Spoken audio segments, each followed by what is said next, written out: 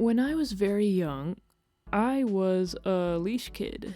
Liz, why did you need to be on a leash? Aren't you like an introvert with an aversion to natural sunlight? Well, that's neither here nor there, but hypothetically, if that were true, you'd be talking about Liz post age 5. That was the year when the hospital and school joined together to sign an official Cripple Liz with Fear Indefinitely bill. That's an official bill. Yep, straight from the government. Anyway, this story happened before that. Believe it or not, there was a 4-year period where I was actually pretty social, if you can call it that. My mom would take me to the store and I would run away talking to myself.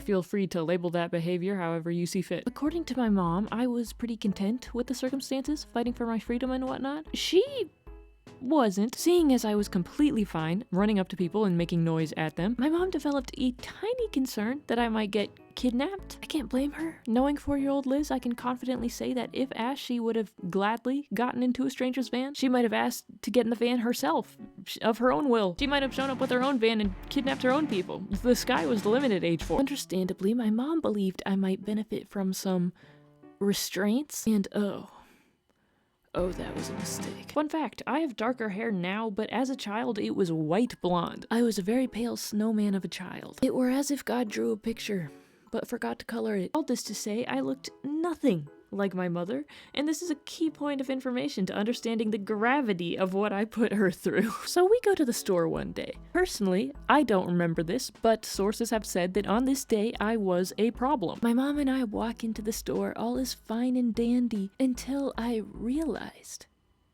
I had limits. I could only go a few steps before my grasp on the world ended. I'm trapped! No, Liz, I'm trapped. She's fine. My mom was horrified. According to her, I did not hold back. I made sure that every stranger passing knew of this injustice. Mind you, again, I don't look like my mother's child. So she panicked, afraid someone was gonna call the police on a supposed child abduction. She escaped that train wreck as fast as she could, and from what I understand, she never attempted it again. To my mother, if she sees this, that's my bad. If it makes you feel any better, I rarely see a store now. I rarely see our own driveway. What happened? In the end, my mom was exhausted and probably told me to go to sleep. I guess you could call that a kidnapping.